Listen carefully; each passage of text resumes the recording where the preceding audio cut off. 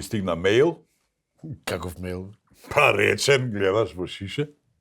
Што е ова? Кај? Абе, од твоето непознато грчко другарче стигна мејл, некој си трихинозис назалис. Трихинозис назалис. А што на грчки пишува? Не на англиски. На англиски? Да. И што пишува? Па, ништо. Се жали, мрчи, грк, знаеш тоа. Што се мрчи? Клап сендвич, капуцино, тоа. Клап сендвич. Се нешто му фали. А што го мучи, бе, Сашо? Па, ти многу си го изнамалчил со таа пораката што му ја пуштивме. На македонски дека? Па на македонски, не си требал баш на македонски, сега он тоа кирилицата ќе ја свати некако, ама со тоа другото јазикот и не разбира ништо. И морал да оди кај баба му у Северна Грција, кај баба Севда, а они 17 години муавет да не ти правиле, разбира. Требаше на англиски, а? Не, мене лично не ми пречи што е на македонски, си направил добро дело, трихинозис и баба му Севда се смириле после 17 години. Супер. А зашто не збореле? Зашто не збореле? По нешто политички, ама да не им се мешам. Се тоа фамилиарни работи. Да. А уште нешто пишува, нешто друго има? Абе грк, се мрчи. Те што пуштате низ Вардар, знаете ли што све од Вардар стигнува кај Дека е нас? загаден Вардар? Грција, дека е... Абе, кој да открил топла вода се? Дие, бе, што? Треба да му пишеме една порака на Трихинозис. Трихинозис, ке се навикнеш. Со тек на време, ке се навикнеш. Не, со тек на Вардар ке се навикне. Ето ние како се дома ни тече загаден пријав, никако да. се навикнавме, така. Човек на сви се навикнува, Да, така. например, на времето ние се бањавме во Вардар, јас како дете сум се бањал во Вардар, а сега со тек на годините се навикнуваме да не се бањаме во Вардар, многу едноставно ви луѓе тоа е. Стварно си се бањал у Вардар? Ја дали сум се бањал во Вардар? Колега. Абе, дедо ми Петре го има измислено вардарскиот стил на пливање. Оној со пљас. Тој со не само пљас, него и фацата пред пљас. А некаде во 70-тите кој имав ја 10-12 години го усовршив тој стил. Јас со двете раце. Да. 1870. Да бе, за волку ќе станеме олимписка дисциплина, за волку умре дедо ми тоа. А кој знае, Се бе? растори екип. Па они се, името им сметало. Зашто? Дека вардарски, шо? Па да, изгледа требаше да пишува скопско пливање. Глупо е. Ева, глупо. За тоа да го баталиме, тоа ти кажу. Така. Глупо. Да. Да.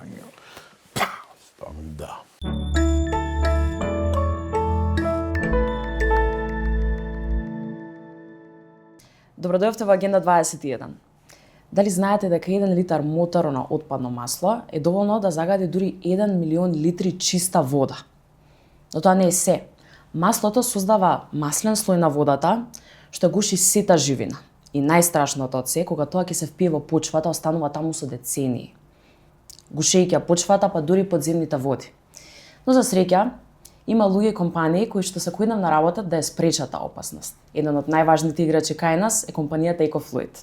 Компанија која само за 2 години успеа да воспостави безбеден систем кој што собира и рециклира отпадно моторно масло. Заедно со нас денеска е директор на компанијата господин Бесник, кој ќе ни раскаже како функционира целиот процес и што ние можеме да направиме за да придонесеме за истиот. Господин Бесник, добро дојдовте во емисијата. Добро ви најдов и благодарам за поканата. Ви благодариме за гостувањето. Сега пред се би сакала да се пофалиме и да споделиме добрата вест дека EcoFluid наодамна ја отвори својата екотелефонска линија 070-270-094. Дали може да ни раскажете како функционира оваа линија, кој може да се јави, што треба да направи доколку има отпадно масло за предавање? Така. Почнувајќи од потребата дека не секој сервис има информација или достапност до социјални мрежи, до веб страна и така натаму, ние дојдовме до идеја да воспоставиме една еколинија која ќе биде олеснителна за сите автосервиси или граѓани кои имаат да предадат моторно масло. Значи, со едноставно јавување во нашата еколинија, нашата служба, административна служба, ги зима податоците од автосервисите со адреса и име на фирма и така натаму и им организира собирање на отпадното масло што они го поседуваат. Да. Може ли да ни кажете што ве мотивираше за започнете со EcoFluid? Значи, Екофлуид е основана во 23-та година, во ноември 23-та година. Основачи на Екофлуид се 4 компании, меѓу кои едната е со германска собственост, со германски капитал. И главната мотивација беше што овие 4 компании се еден од најголемите увозници на моторни масла кои пуштаат на пазарот производи од масла и масти. Така што со примера на законот од 1 јануар 2024 година, овие компании, иако се конкуренција на пазарот, се здружија меѓу себе и заеднички ја формираа Екофлуид. И како главна мотивација беше да се грижа за производите кои што они ги пуштаат на пазарот, да не завршат било каде, туку да завршат во еден организиран систем кој што тие производи од кога ќе бидат употребени да завршат во рециклирање. Тоа е најголемата или најважната мотивација зашто е формирана Екофлуид. Пред да се основа Екофлуид, дали знаете каква била состојбата со отпадното моторно масло во Македонија? Значи, пред основање на Екофлуид и пред почнана примена на законот за дополнителни текови на отпад, немало некој организиран систем, како тоа на организиран начин да се собере и да се третира и рециклира тоа отпадно масло. Туку имало некои помали количини што се собираат од некои компании кои поседувале такви лиценци, но немало некој, како да кажам, организиран систем тоа правилно и на еколошки начин да се третира и да се собере тој отпад. Да, така. Често велите дека не само што го собирате маслото, туку дека организирате целиот процес. Што значи тоа точно? Значи, еден колективен постапувач, односно во овој случај Екофлуид, се заснова врз основа на 3 главни столба. Значи, функционирањето на Екофлуид е во 3 главни столба.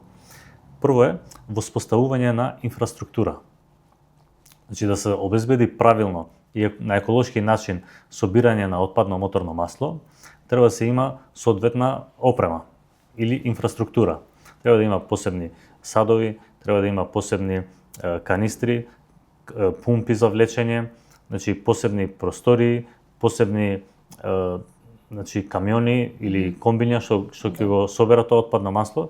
Значи првиот столб на наше функционирање е воспоставување на инфраструктура. Вториот столб е соработка со нашите овластени собирачи. Ние веќе имаме соработка со 5 овластени собирачи која покрива цела територија на целата држава и заеднички со нив го организираме цел тој систем. И третиот наш столб на функционирање е подигање на јавната свест, каде што преку различни кампањи, едукативни работилници, PR кампањи, текстови и така натаму, се трудиме да воспоставиме, да подигнеме свеста кај тие сервиси или индустрии кај што се генерира тоа отпадно масло. Значи, од почеток на пуштање на тие производи на пазарот, па се до завршување тоа како отпад, значи ние целиот тој процес го организираме во соработка со наши членки, во соработка со државни институции, со општини, со овластени собирачи, со рециклатори и со невладини организации, PR агенции и така натаму. Кој дел, кој сегмент од вашата работа најмногу ги изненадува клиентите и сервисите? Во делот на клиентиве може да кажам дека нашата посветеност, експедитивност, нашата политика наклонети кон нашите членки, тоа многу ги изненадува и како стратегија и како политика на фирмата е секојаш секој настан, секоја организација, цел овој систем што го креираме е да биде во заедничка соработка со нашите членки. Додека кај сервисериве ги изненадува фактот дека се појави некоја фирма, во овој случај Екофлуид, што се интересира за нив и сака да им помогне и да го креираме заеднички тој систем, што порано немала таква поддршка и им е чудно како може тоа, зошто се појавила таква фирма. Да. За само 2 години имате повеќе од 500 партнери и повеќе од 700 тони собрано масло. Како се гради таква мрежа на доверба за толку краток период? Искрено да ви кажам, не било лесно, значи требало многу труд, многу посветеност, многу работа. Меѓутоа, заедно со мојот тим сме успеале за толку краток период, со голема посветеност, експедитивност, професионалност во нашата работа, да постигнеме овие резултати што на почеток не сме ни ги очекувале дека за толку краток период ќе постигнеме вакви резултати. Кои се критериумите за да се стане дел од вашата програма? Стани екосервис. На крај на 24 година дојдовме до една идеја. Сакавме да го унифицираме, сакавме да ги ставиме под еден чадор сите сервиси кои се еколошко свесни.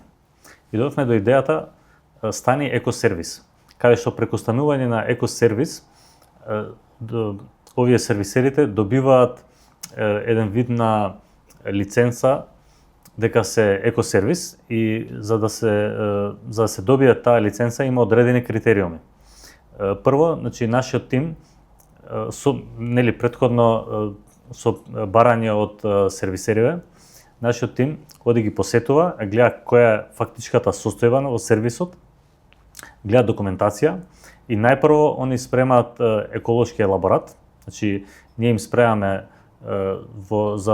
за тие сервисери.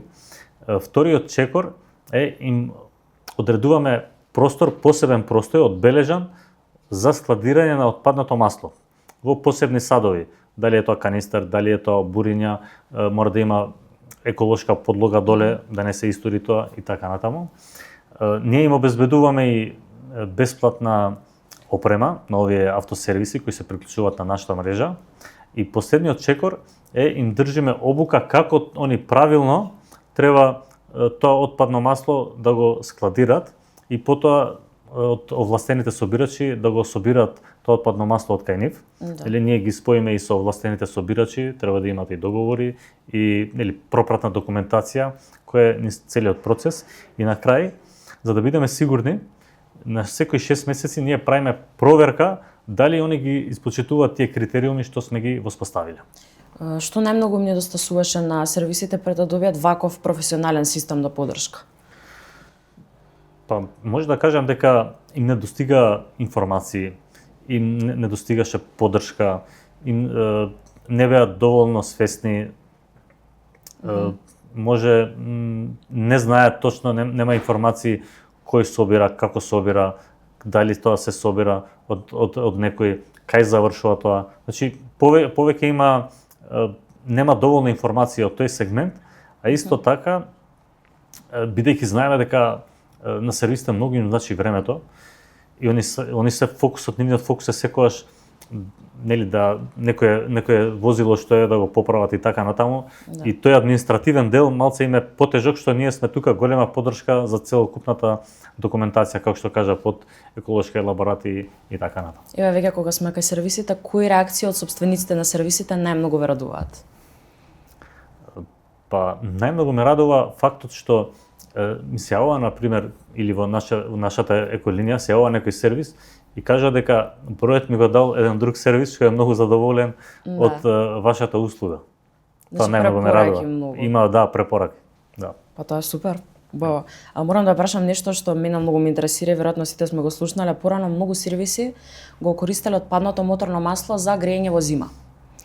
Сега, како ги советувате мајсторите да не го прават тоа повеќе, дека буквално со тоа го загадуваат воздухот што самите го дишат?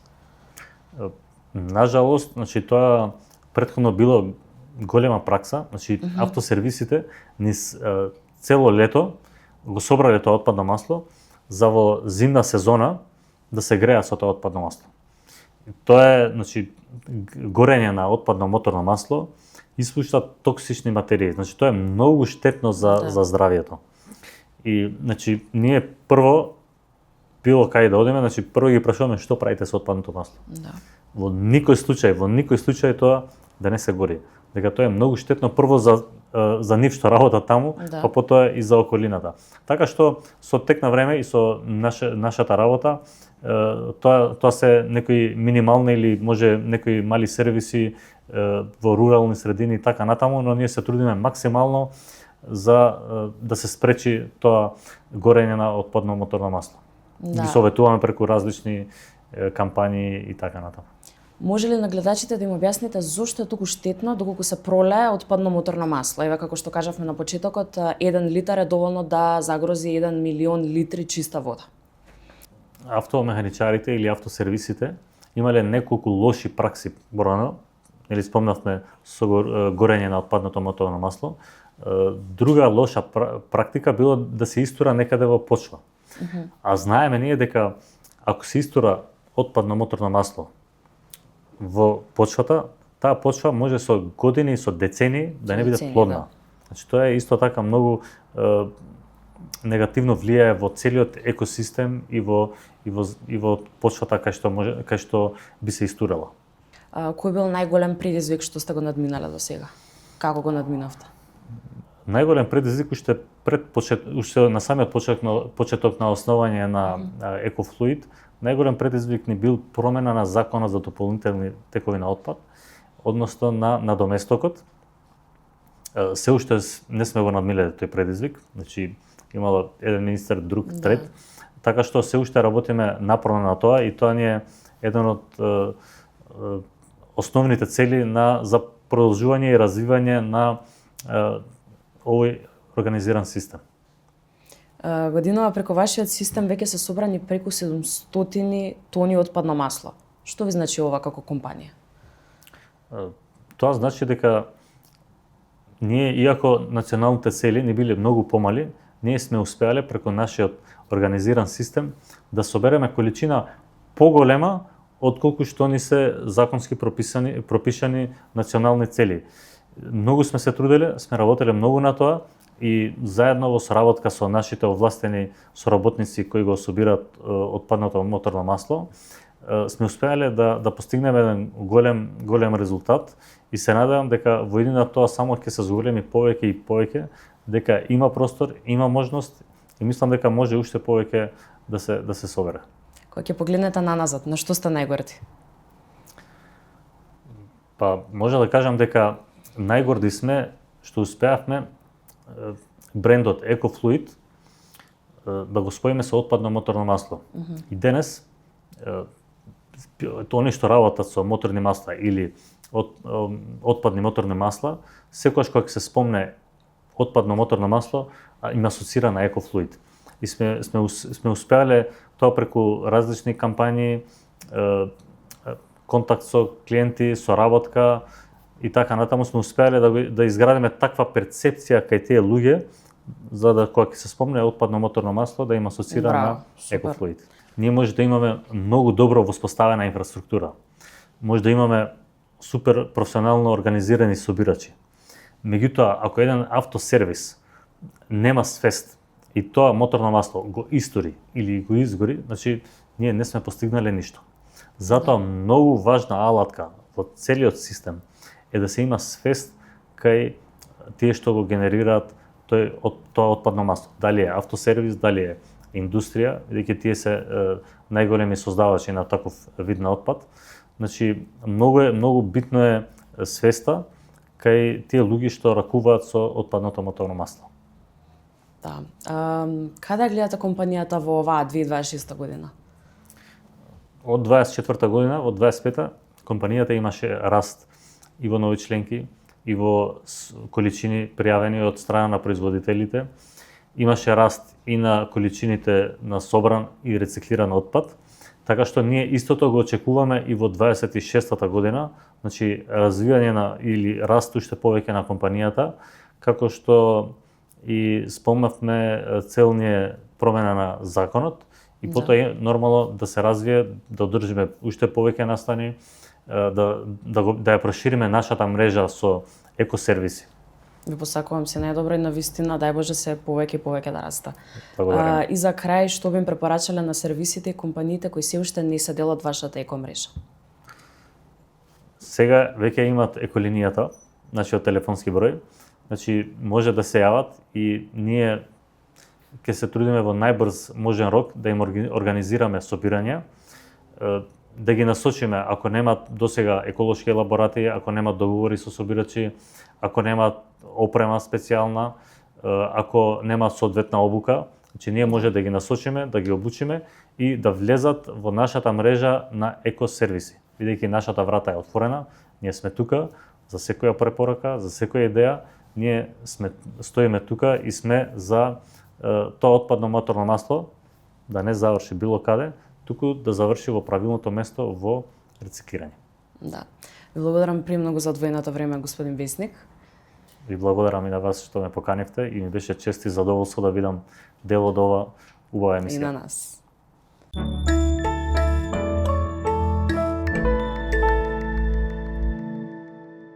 Има мобилна апликација. Тука се скенираме за да машината да ме препознае мене, го пуштам шишето и добивам поени за тоа шише. Сега овие поени кои што ги имам јас ќе ми стигнат на мојата апликација, ќе си ги претворам во ваучер и во одредени кафичи или во маркетите со кои што соработуваме, кој ќе си пазарам, ќе си добиам попуст. Селектирај отпад, селектирај иднина. Пакомак.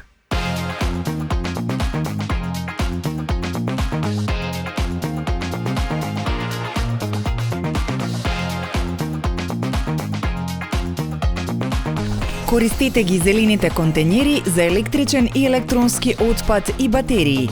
Време е конечно да научиме.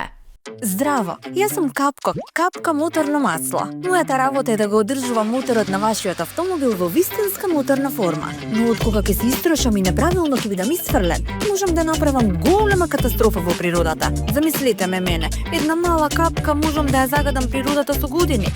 Но за тоа имам решение. Ако правилно ме собирате мене и моите пријатели, како што ни информираат од Екофлуид, иако веќе сме истрошени масла, можеме да бидеме рециклирани и да станеме повторно корисни производи.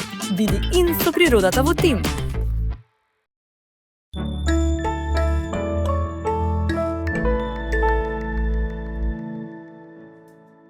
А дали знаеш ти дека и ние во Македонија имаме река која што има 3 имиња? Па знам. Која е таа река? Треска. Од кај знаеш? Знам, во И како Кичевскиот се? крај се вика голема река, во поречието ја викаат велика река, а кога тргнуваш од Здуње кон Скопје станува Треска и се влева во Вардар кај Ѓорче. А река Бошава? Река Бошава, десна притока на Вардар, Демир Капија, 37 километри. Дај друго, дај уште нешто. Добро, чекај. А Жабичка река? Жабичка река, Кожув до Негорци, десна притока.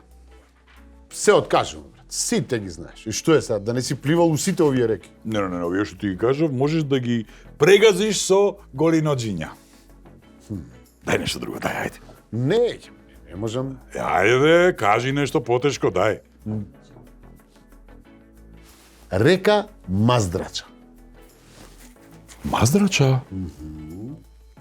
Маздрача. Се откажуваш? Добар, никош не се откажувам јас, комшија, Маздрача, Така е. Извира на Шар планина, Полошка котлина, Неготино, Полог до Вардар. Добро, мислам, од каде овие информации? Од каде се ова, па и реките да ги знаеш? Колега порано премногу патував. Да? Да, така е. Засакав Македонија и туку бев во тоа внесен што останував и по неколку месеци во едно место додека не го научам. Интересно. А сега патуваш? Сега дојдам Скопје, евентуално Штипка и Толиевите и толку. Значи те влечат корените. Абе, ко кунта кинте сум, знаеш, да. Дај ме нешто, ајде, прашај уште нешто. Нема, сите Нешто ги знаеш. потешко, Ајде ме комплексираш, човече, се искомплексирам. Ај ти кажи, на пример, некоја река, дали ја знам да видам може. Ајде, кажи ми нешто за реката Ѓолјаја. Не ме интересира. Например. Ѓолбе, Ѓол. А Дека како има Ѓолје? Ѓолје в Македонија? У Дојран. Па Дојранско, Кукушка, Егејска Македонија и се влева во Аксиос во нашиот Вардар на грчка територија. Не ми се, и ова го знаеш, па ти си, значи, вундеркинд, човече. Ништо, си идам ја, најбоље да си идам. Каде? Не бе. Добро бе, добро. Извини бе, не мора да... Ајде, ама да знаеш дека ти прв почна. Ти си виновник. Сеш да му вратиш на трихинозис, нешто некој одговор? На грчкото непознато другарче? Да. Не сакам. Зошто сега не прави така? Гледај, имаме гратис шише, бела хартија, напиши 2-3 збора, Шиш. ја фрламе од камени мост, утре, савајле, стигнуј кај него. Шиш. Шо? Шиш. А знаеш дека на персиски зборот шише значи стакло? А на турски значи флаша. Така? Да. А знаеш дека вториот збор за шише е наргиле? Наргиле. А знаеш што значи наргиле? Што? Кокос. А кокос дека од кокосот се прави оно индиското Хука. луле, хука. Хука. А знае- Хука ми? Хукни ми. Зато се вика хукни ми. Хукни, види. А знаеш у кои делови се прави хуката? У кои? У Северна Индија се прави у деловите Раджастан и Гураджан. И тоа е блиску до До градинарот на Рабиндранат нагоре. не до Пакистан. Дај ја да му одговорам на Пиши му трихинози. што сакаш. Да му кажам да оди кај министерот за екологија пестицидис и да превземат нешто. Да, може.